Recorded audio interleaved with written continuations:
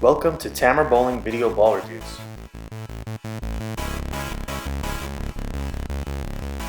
For all your bowling needs, check out our partner, PerfectAimBowling.com. Today we are testing the new Storm Matchup Black Pearl. We're testing on a medium 40-foot house shot and an NCAA 38-foot sport shot. First impressions, the Storm Matchup Black Pearl is so dark and dull, it looked like a solid. And I'm fine with that. Threw the first ball and I was like, wow, wasn't expecting that. Huge back end motion. For value, we gave the Black Pearl an A-. The Matchup Black Pearl is an entry-level price ball while offering much higher performance than that price indicates. There are nuances there, but suffice it to say it's very good performance for the money. Overall, we gave the Black Pearl a B+ on house shot, B+ on sport shot. The Storm Matchup Black Pearl immediately surprised us. It's a dull ball. I set up for what I thought would be enough on the house shot for a ball with grit, and this thing hooked past the head pin. Okay, was that an anomaly? No, Black Pearl has ridiculous flip on the back end for a ball with 2000 grit finish. It's really strange. I'd personally be looking to tame that back end down with that much grit, but man, does this thing have bite.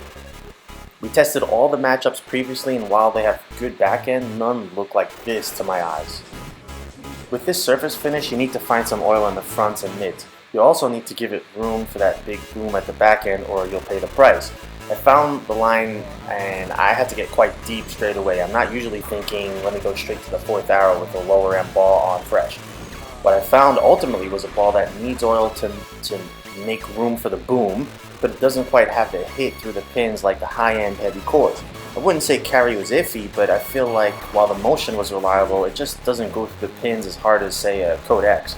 I will say Storm has always found a way to manufacture big reaction off the dry, and the Black Pearl will surpass your thoughts of what a dull ball should do off the end of the pattern.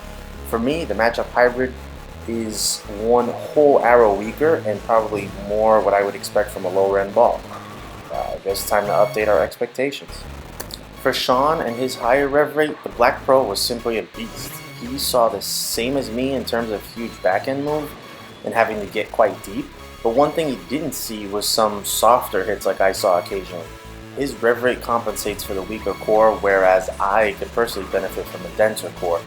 This was a huge rip and a rip it ball, and he was very happy throwing this piece in our test session. Not once did he worry about underhooking. If anything, there was that feeling of sometimes, is that going to stay online? Watch that runaway Brooklyn strike going from almost fifth arrow but only getting to 10 at the break point. When Sean compared to the hybrid, he does get a stronger but slightly smoother reaction with the Black Pearl, which makes sense in comparison. Next up is Bryan. He tried playing where he was with the intense fire, and the Matchup Black Pearl promptly went through the face. The ball turned at 30 feet with that much surface. Bryan tried some different lines to find what will work. The ball plays like a strong ball, so he could move in where he would normally play his big ace-ins. However, he saw more like me, and even more so, the Black Pearl does not hit like the big ace-ins with the same drive. He had to move in, but also pull the break point in so the ball doesn't have to burn off so much energy making it back to the pins. Ultimately, I think Bryan had a good look that could complement his big ace-in pieces, so a step down that keeps his shape overall but with a symmetric core. When comparing to the hybrid had a bit more length and comes in a little later from the same line, leaving a 10 pin predictably. Testing on the sport shot, this 38-foot NCAA sport pattern, the Matchup Black Pearl was almost the perfect ball for me. The surface controlled the front-to-back reaction, and with the ball's strong backhand and the clean backends of a sport pattern, this ball hit stronger for me on sport than house, and it gave me a really easy control on this pattern with a very reliable move and hit. While this generally weaker ball looked labored for Bryan, he was also able to take some advantage of the ball's control via surface while being able to carry the weaker hits.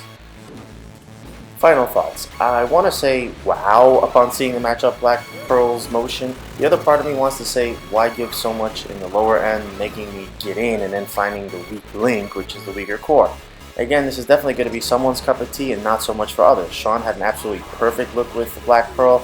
The ball has backhand for days while still having surface. and that's a rare combination. For me, I did like the Black Pearl. The shot I would personally look for is the fallback shot, where I need to be pretty deep, but also don't want to give away the pocket. Think 20 at the arrows to 12 at the break point. That will take advantage of the strong backhand without asking the ball to come back from no man's land. In that regard, it's also a step down to, let's say, a rotor grip idle. For bowlers closer to Bryan's rev rate, it's a bit hard to see this coming into play too often other than a step down to the surface, big asims, where you still need surface but you want ball to ball down and go straighter. All in all, I think this ball offers a lot of performance for the money. If you're a beginner to intermediate bowler, this will be a good step-up ball. For the experienced bowler, the review gives you a better idea of where it fits in your arsenal. I need to tell you what Tamer Bowling Ball reviews are. Yeah.